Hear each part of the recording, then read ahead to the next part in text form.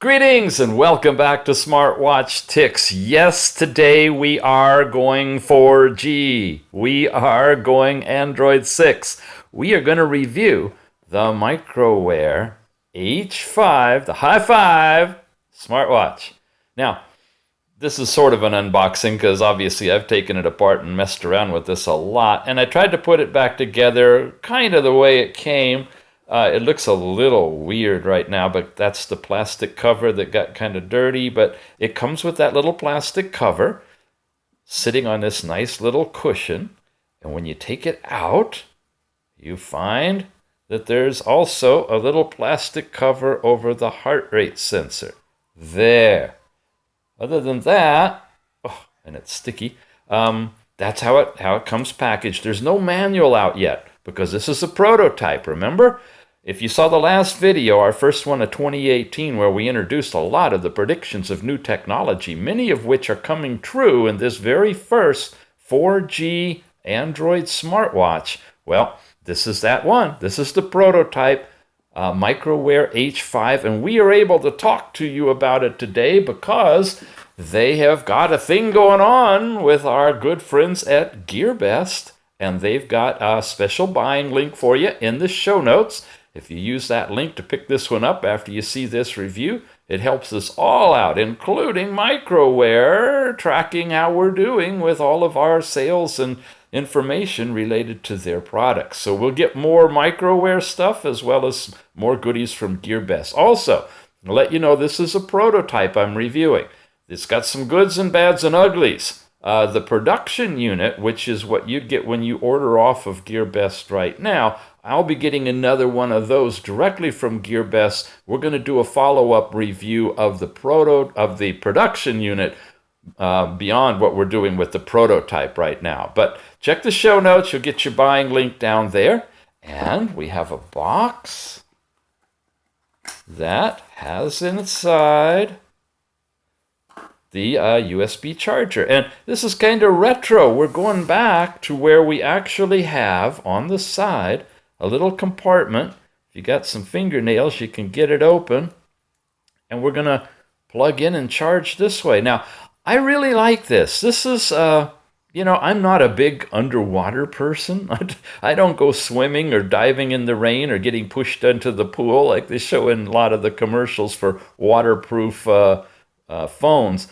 I'm okay with having a thing on the side where I just simply plug my micro USB into it to charge it, because I can use the charger from my phone in the car, at work, at home, anywhere to charge the thing up. And I'm pretty sure using 4G technology, we're going to find that you're not going to get as much life out of these watches when you're streaming data at 4G. Therefore, you're probably going to need to charge it more often, and having a very convenient way of doing that, in my book, is way better than having some fancy little attachable magnetic thing on the back that you only have one of when they send it to you in the box, right? So anyway, I like this. I like the fact that we've gone back, and it's a pretty nice little flat closed compartment. Obviously not waterproof. Definitely not waterproof when you start looking at how you get the nano SIM card in here, which is also new technology. Look at this. Never before have we had where you take the corner off and you just slide your card right in a slot on the side. That's cool. Usually we have a plate we got to open up and take off, but now we've got this. And let me show you on camera when you get yours. It's really tricky. You don't put it in this way and snap it down. It won't work that way. You have to put this corner in here. Are you watching? Like that. You get that corner in, then you can snap it down into place and it'll stay. But it's not waterproof. No, not at all. 3D sound. That basically, I hope means loud. The speaker's right there. You've got one single rectangular button on the side, a microphone down here. Look at this contoured design.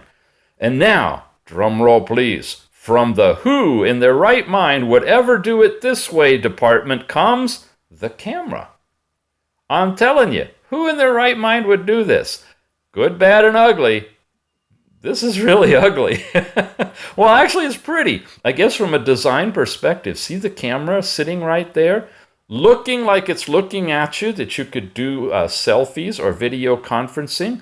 But in reality, it's at a 45-degree angle, which means when I'm looking at the screen of my watch, the camera is pointed way up to the ceiling. If I want to take a landscape picture, I have to tilt the camera going this way and look at the view I've got here.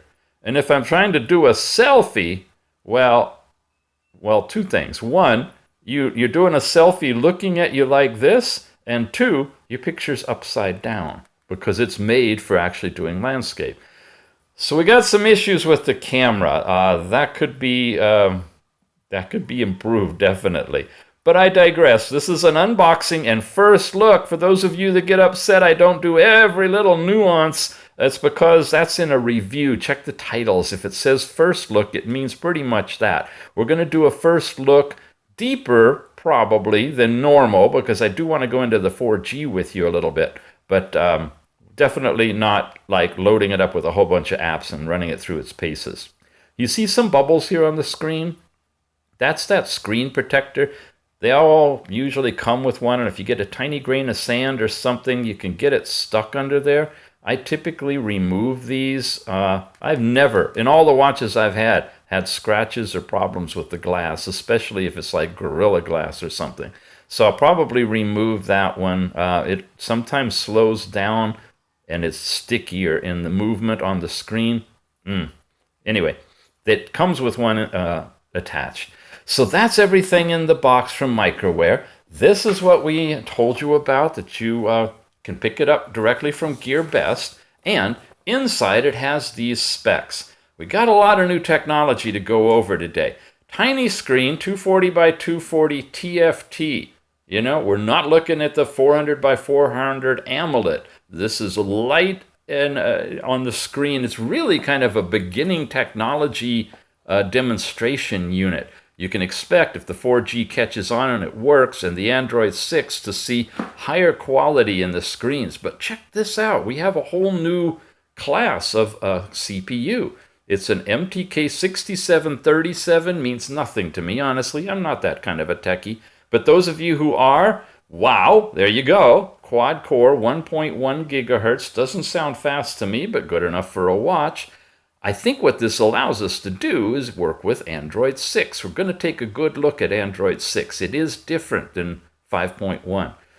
They're honest. They're telling you got this silly little camera that's stuck on here as a 2 megapixel with software interpolation to 5 megapixel. A lot of times they call them 5. They're not. They're all 2. And it's software that makes it look like the pictures are 5 megapixel. We have 1 gigabyte RAM and 8 gigabytes of ROM. That's a really good start. Glad that's at least 1 gigabyte. Nice if that were 16, but 8's okay for beginning. Bluetooth 4, gravity sensor, the nano SIM you saw. And it's got all these different functions on here, including, it claims, barometer, thermometer, which it turns out are derived from internet signals based on your location. So you have to have GPS on and data in order to get these things to work. But it does have an onboard compass, and that's pretty cool. Heart rate monitor. And these are the networks. And now we're getting into a whole new world. We used to worry about 3G, whether or not you had the bands that worked. And look, I don't even see 2100. That's the China band, typically for GSM, but definitely the 850, the 1900 for USA, and you know your countries, right? Oh, here's the 2100. I'm sorry, this is your standard old 2G stuff. The WCDMA is the 3G, and it's covering the bands that work in most countries. And now the new stuff. TDD and FDD, the LTE, and these bands. Yeah, I don't know. I don't know. We're going to find out. All I can tell you is for right now, these bands either aren't correct or it's not optimized for use in the USA on AT&T. That's the one limited test I can give you. But I will show you some interesting information about how well it's working in picking up the 3G. Not too shabby. Okay, it's time we turn it on and give it a run for its money. It's all charged up, so I just press and hold and let it go. And it comes up with its fun OS. Oh, while it's booting up, I wanted to show you Dancer. I got Dancer's off on break right now. That's a little honey jar that's sitting in a container of water. So the perpetual ants, those of you who comment, did you see the ant running across the table? Yeah, I'm out in a rainforest at the base of a mountain. I have ants, I have chickens, I have roosters, and I got Dancer, our little lizard assistant you saw in the last video, taking a honey break. So I put the honey in the water and I put a little dobble at the top, and she likes to stretch her muscles to get her snack. Okay, Android Fun OS is booting up on our Microwear H5. There we go. I'm up with one of their stock watch faces.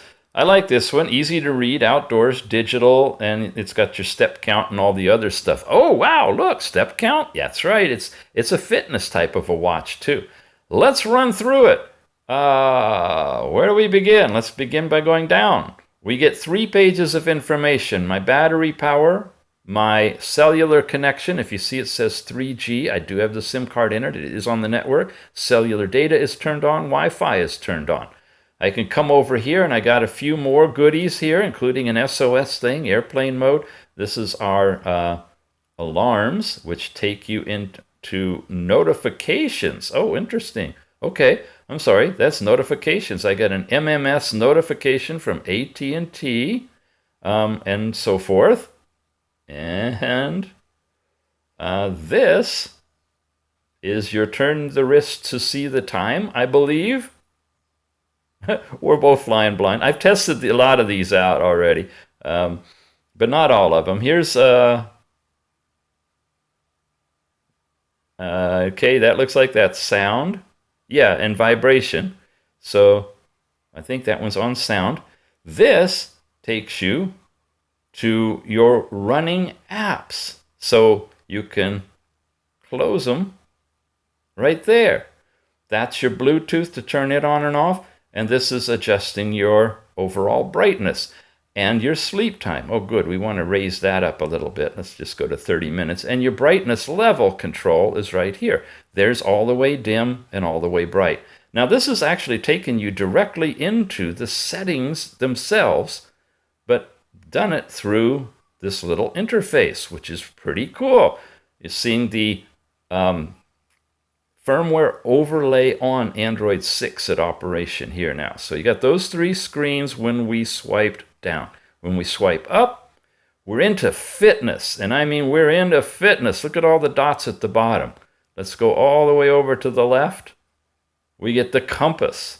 And it looks pretty good. Looks pretty accurate. North is pointed towards me. And there you go. And I didn't really need to do much calibration with this one. That's the first dot. Here's some data on sleeping. It looks like deep and light sleep. Here's step count data. Here's your heart rate.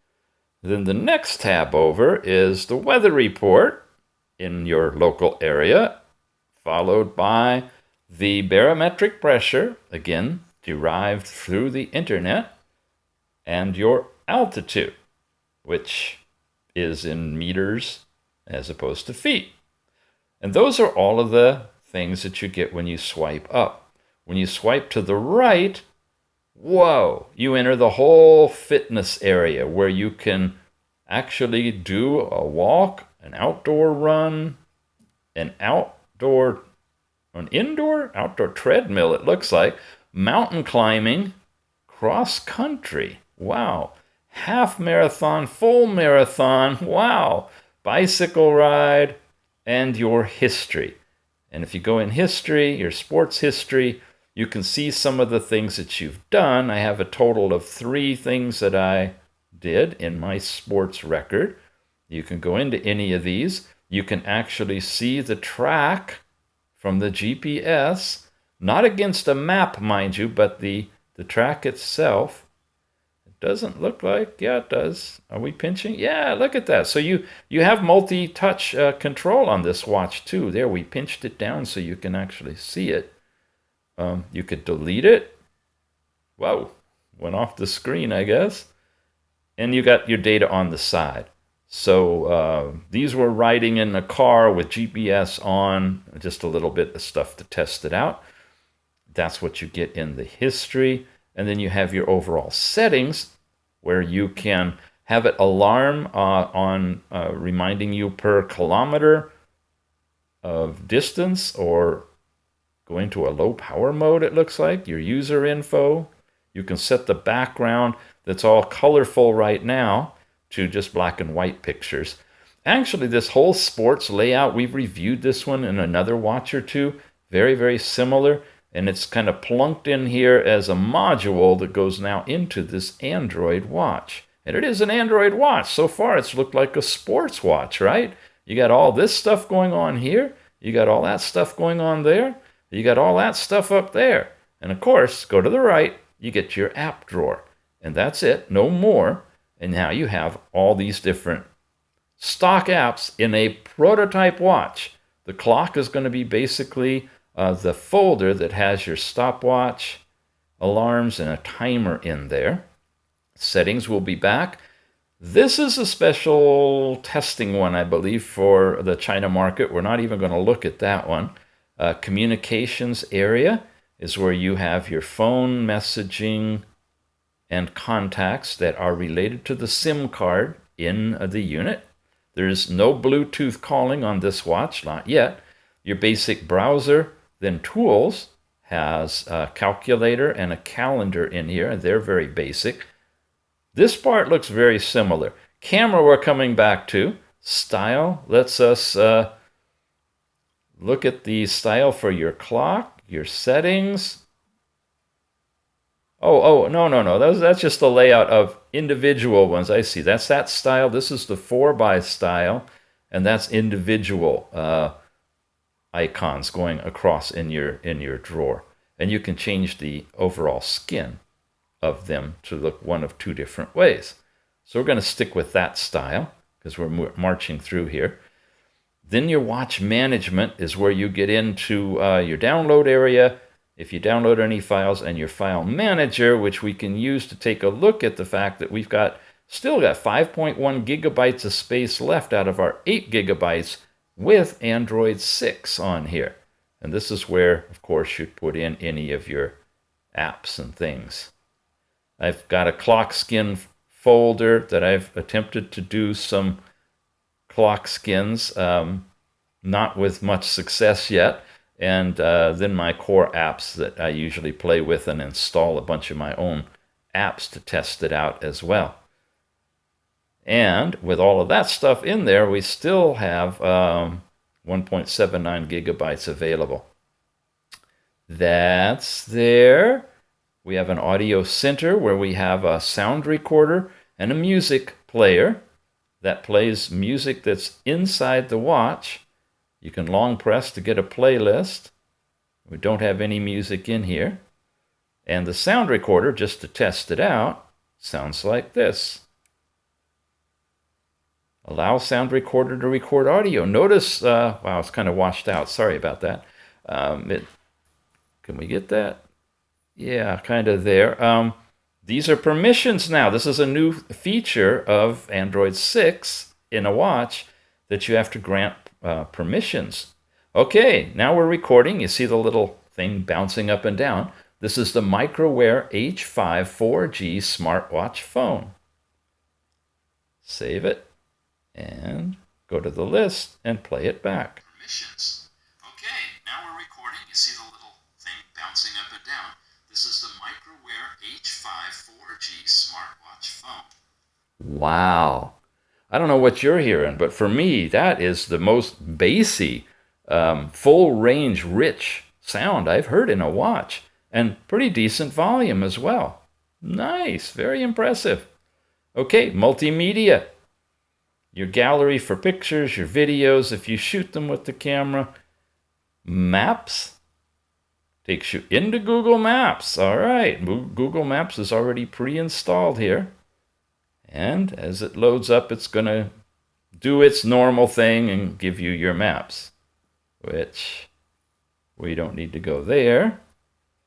Okay, we come back to the Google Play Store. You've got that as well. And then you get more. And more is where you have access now to all of the other apps that you decide to install. And man, I got a bunch of them in here too. Settings search lets us take a deeper look at all of the settings that you can't get to normally. That includes the accessibility, where we've seen that before. We can go into the magnification gestures, which I already have turned on, which means if you triple tap, it'll expand on the screen and you can move it around and look at what it says. Oh, actually, it's frozen if you take your finger off.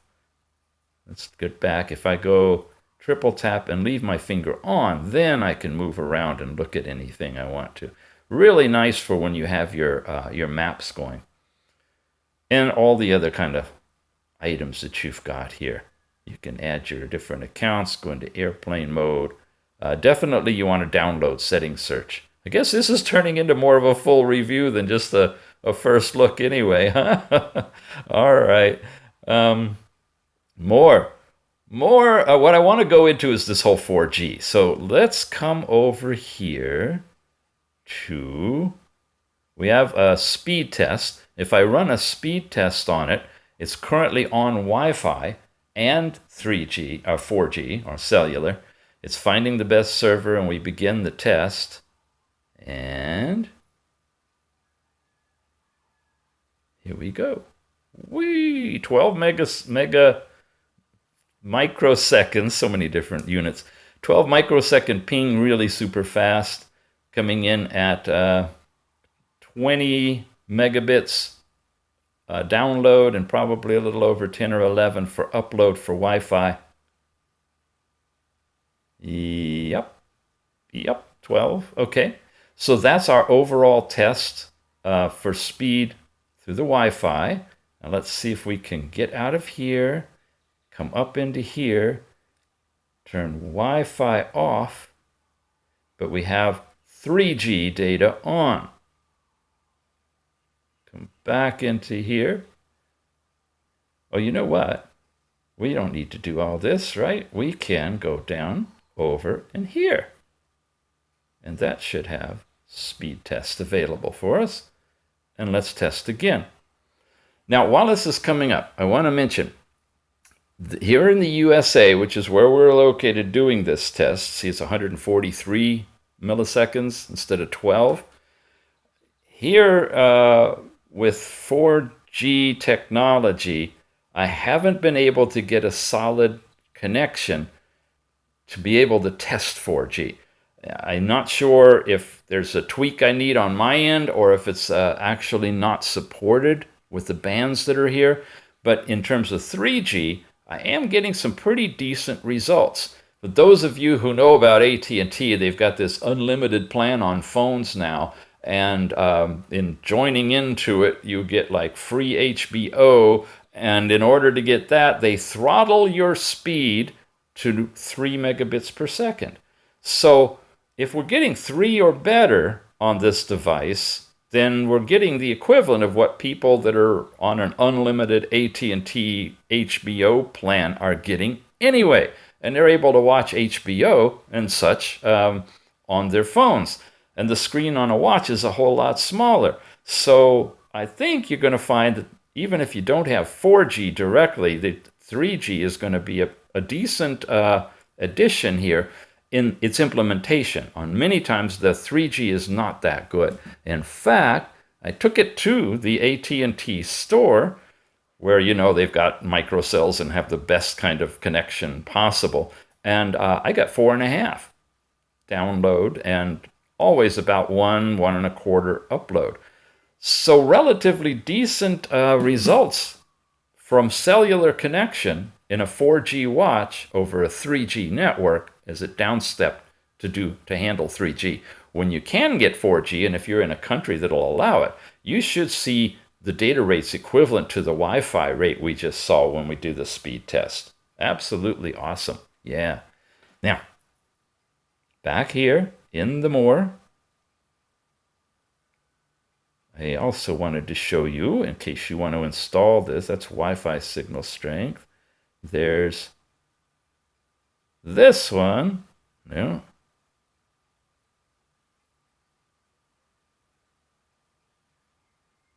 There it is. This is your cell information, network cell information.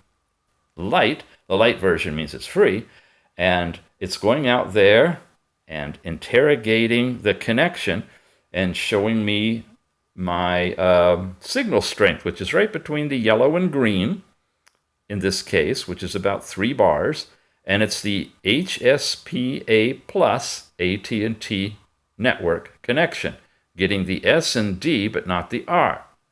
Those techie folks will know exactly what I said. The rest of us, yeah, I'm getting good data rate. All right, I wanted to show you that part.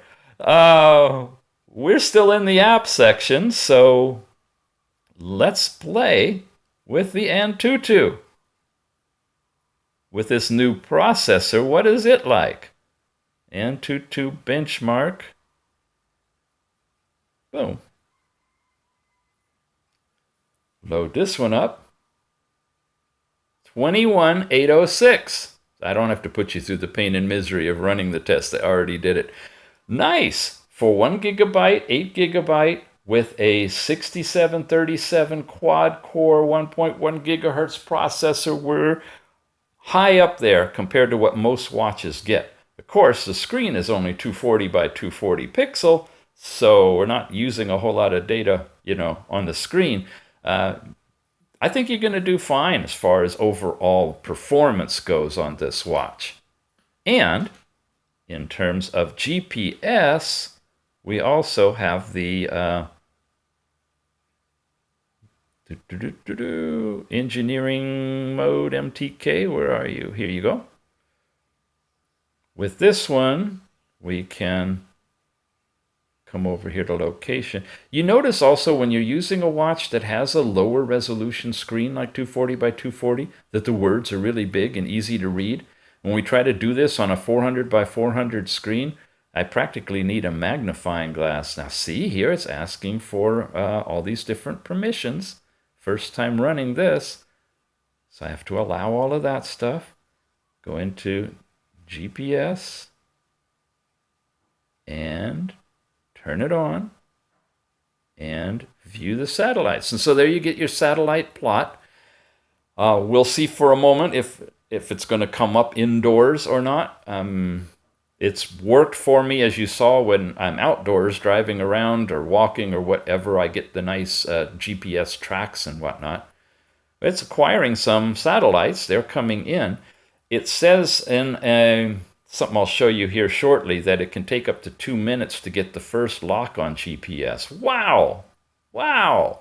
Those of you who've watched my reviews have not seen that before. I always have to get up, pause the camera, go outside, get GPS, bring it back in, and show you. This is hot. We've got GPS indoors, folks. And quickly and solid. They're not blinking in and out either. Very impressed. While we're on that then, let me switch slightly to this. Okay. It talks about fast real-time positioning, faster, more accurate global coverage, multiple positioning. They're using GPS and 4G and AGPS and Wi-Fi and base station, multiple modes to locate where you are. And that allows for real-time positioning, something called electronic fencing, which I'll talk in a second, your SOS capability to notify on the fly where you are, two-way communications with this, and so forth. Street map views, all of that. Now, in their product literature, they show the watch doing stuff like this. Here's where I mentioned it says it could take a while to get GPS the first time, but after that, it's relatively quick. This is an example of geofencing, and it's an app. It's an app that you can put in and set up a parameter zone, and if you go in or out of that, it can trigger something to happen, like a notification to mom and dad or whatever. Or if your mom and dad, it can notify you that your kid has left school, headed home, or whatever. And then, of course, you got the full map capability to view the maps on the screen as well. Along with this technology, they talk about an app that you can download that you can set this whole thing up. You have to log in and register, and it'll interface with your GPS and your cellular to give you this kind of sophisticated tracking capability. And that's all part of this H5. So it's really a sophisticated watch in and of itself with great GPS and great data rate, even at 3G, with more to come as all of the 4G stuff gets straightened out. Now, those of you who get one of these watches and test it out in 4G in your location on the planet, we all really want to hear from you. If you could do screenshots of your speed test, or at least just leave a comment down below of what kind of data rates you're getting on 4G from this watch, that would be greatly appreciated, because this is brand new technology that we're working with. Okay, we've covered the Antutu report, the GPS, basically Wi-Fi. You want to just see some fun stuff? These are some graphic things that I've got in here. Yes. Oh, there we go. Shows you that we have a good speed processor that you can play with. It has the pinch and zoom capability, we said. I don't know if I can do that in this particular app. Doesn't look like it. That's just moving. And so forth. The AIDA 64 will give us some of the specs, which we haven't seen a lot of this. Here's our processor in the platform, the H5. Our available memory, internal storage. Here's more information about the chip, the processors, all 4 of the cores, the screen resolution and information, and the telephony. We're doing AT&T in the USA, GSM right now, which is we're in the 3G network. Hopefully we'll get all that straightened out and have 4G in the future.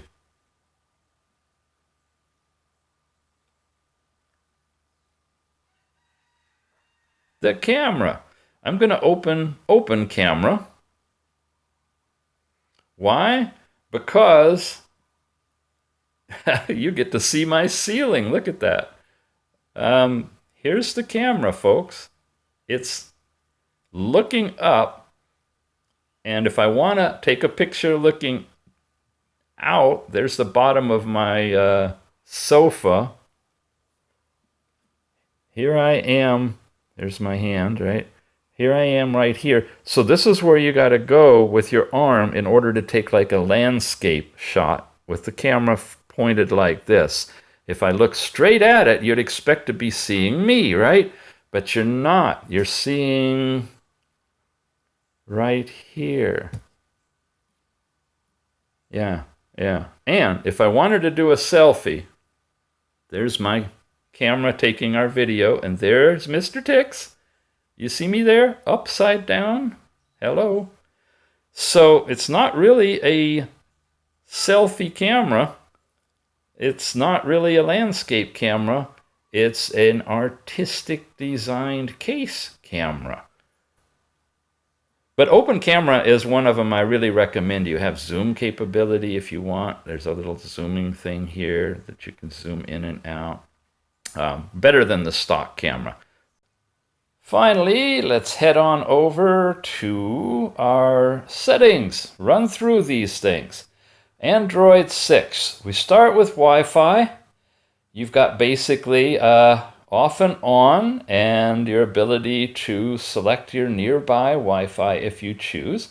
Remember, we turned it off up above in the menu from the top a little while ago. Bluetooth, same thing. You can turn it on and show your regular Bluetooth sources.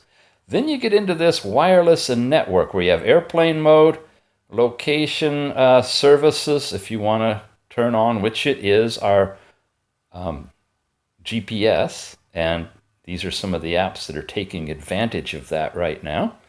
Your tethering and portable hotspot capability exists on this watch, which finally might actually prove useful if you do get 4G data where you are and you want to use this as a hotspot for your tablet, for example.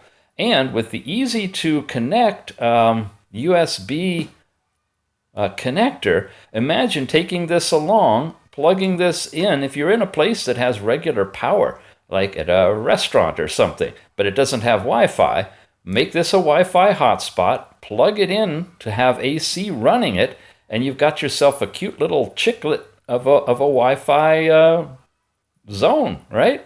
And then you could just tether to your tablet and run your tablet at regular phone 4G rates if you're getting good 4G hookup.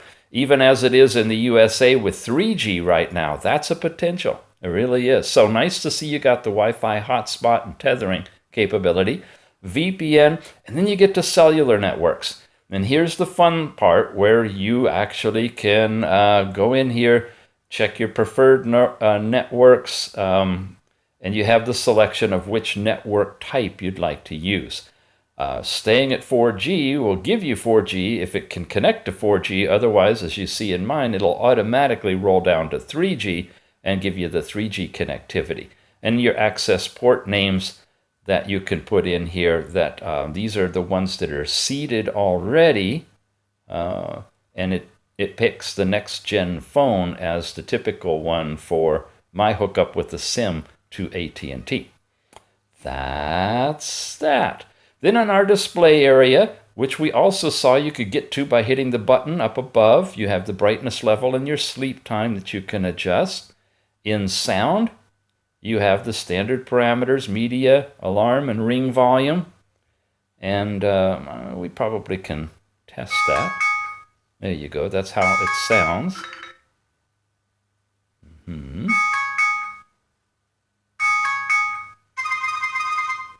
Pretty good volume out of this, and pretty good tone as well.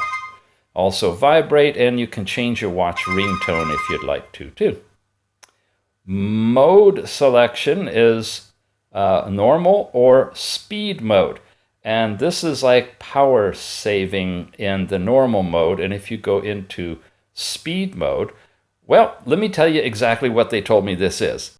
Okay, just check my notes from Microwear. This is actually toggling your CPU speed. You know that whole report out from Apple where they have slowed your CPU so that your battery will not suddenly cause your old iPhone to die, but they didn't tell you about it? Well, that's kind of what you can do here manually. Speed mode gives you full performance at the highest gigabytes rate of your processor, and normal mode drops it down to 800, megabits per second?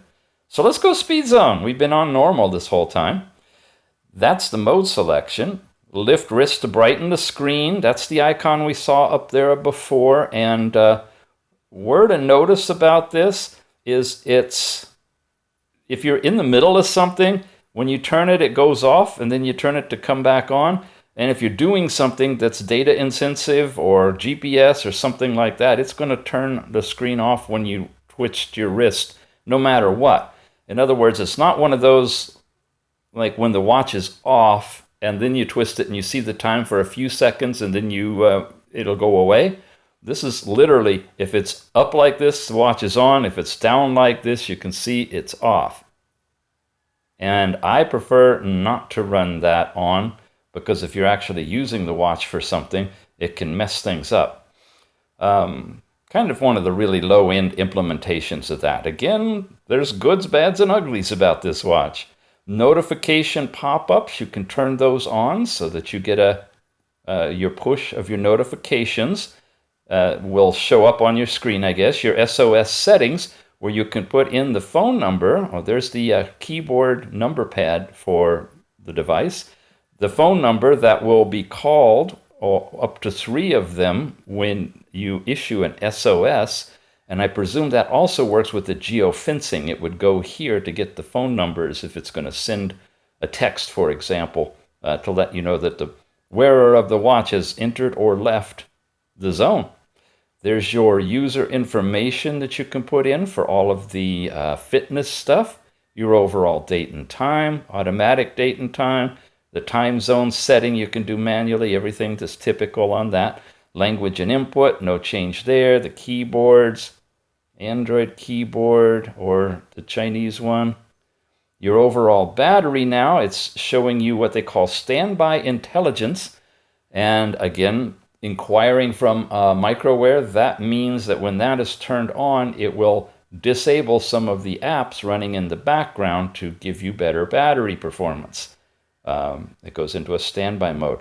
Off-screen net will turn off your network connectivity when the screen goes off. And if you do that, you're not going to be getting phone calls or text messages or anything else, but you will save on battery. You can refresh the statistics. You have a battery saver, battery optimization, and some charts, along with a list of the apps and things that are using the most energy. And notice that it's been Wi-Fi and watch idle up here, even more so than screen. But here's a variety of the apps that we've been running too. If we refresh it, I'm not sure that did much. Maybe it just updated the data to see if anything new came in. But that's in the battery. Then you get into the apps, and here's where it gets fun now. We can pick an app. Oh, I don't know. Let's pick Antutu Benchmark. Here you go. You could uninstall it. You can force stop it. You've got your basic statistics, and now you've got permissions. And when you come in here, look at that. Antutu is asking for all these permissions, and it makes sense because it's testing your whole device. So it's okay to authorize permissions to this. But if you've got a tip calculator asking for access to your camera, it might be questionable why. You can just simply click it and turn that off.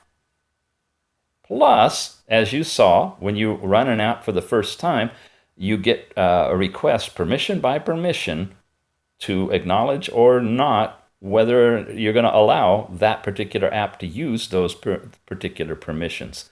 Your notifications you can have set like you do in regular Android 6, and all these things. Battery usage since it's been on, how much memory it's using.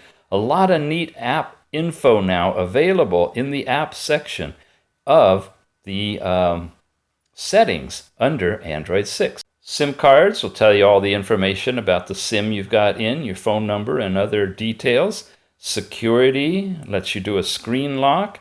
Here's where you turn on unknown sources if you're going to do side loading of apps like I do all the time. Auto start management, which of the apps you want to allow or disable on having automatic boot up, starting at boot up. This is that Fang Zhao Diu, and my apologies for mispronunciation. That is the Geo Tracking App that will allow you to put in the geofencing or track exactly where your watch is at all times and look at it from your phone, I imagine from a browser or whatever. And if you don't want that to be running in the background, because it's going to be constantly causing your GPS to interrogate where you are, you can turn it off right here. And then when you reboot the watch, it's not going to come up. Same thing with maps. It doesn't mean they won't ever come up. It means that they will launch and stay active once you turn them on for the first time. So this is cool. I can turn off all these things. I don't need Antutu always booting up, only when I test it. Couldn't do that before. Auto start management. And of course your overall app permissions, where you can manage app permissions individually for your protection, just like you do on a phone. Backup and reset, just like we've seen before, where you can back up all your stuff to your Google account. And then the overall About Watch, which gives you the status, the basic information of your phone. Been up for 4 hours. Wow, nice. Your watch number, signal information, model, Android version, and overall build number. 2017, December 15th, this is showing. And we're looking for, of course, updated firmware that's going to bring more enhanced features to this prototype new technology watch.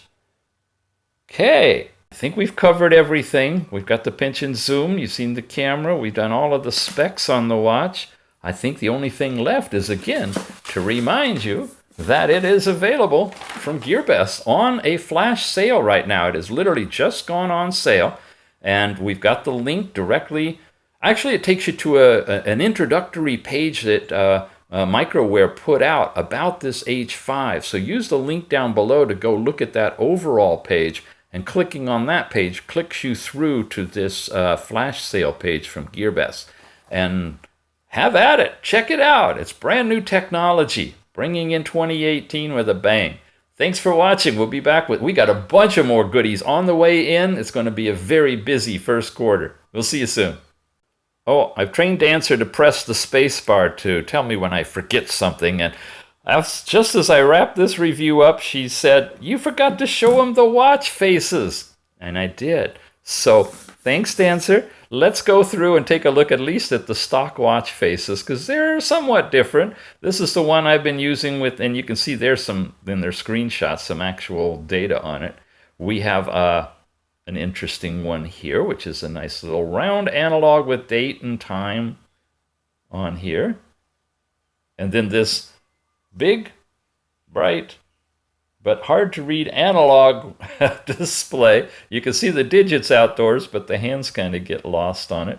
Here's another analog one. Here's another one with green on it. But now these are scaled to show nicely on a square watch. Hey, you guys, have you been to the Android G Plus community for square watches? There's a round one and a square one, you know. That's the last one on this side. Definitely a place to check out if you're interested in square watches, because you can get some really awesome watch faces that are made and contoured for a square screen. This is a nice one. I like that one. That's pretty colorful and playful. Here's another regular analog round watch. Here's a digital one that we've seen, I think, on a lot of the professional watches, you know, the Android Wear kind, as well as some of the other watches we've reviewed. A couple more. Here's your classic analog one, scaled for a square screen when you want that nice evening dressy look.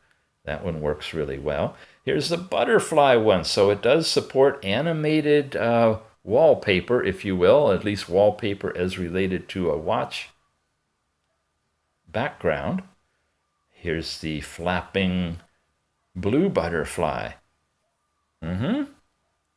I didn't show you the watch on either.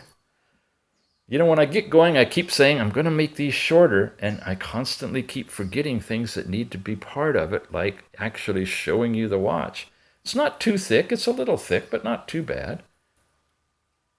Again, it's a starter watch with all this technology in it. I think we're going to be seeing both the Android 6 and the 4G showing up in quite a few other designs, watch designs. Oh, here's a nice one. Look at that, the gold. Now this also highlights how much of a bezel you've got around the edge that's not being used. This is filling the 240 by 240 within the watch itself. So, and we don't have a button down below. Some watches that are square have a button that you can actually work down below, but not on this one. Here's another gold one that's a little bit finer in detail. And more, and more. Okay, and then that's our first one there.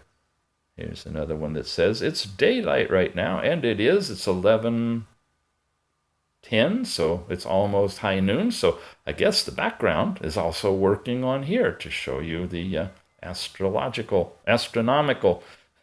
layout of the day. Okay, have we got enough done on this one? I'm going to leave it on that one to play with. There you go, the H5. All right, we'll see you back here soon.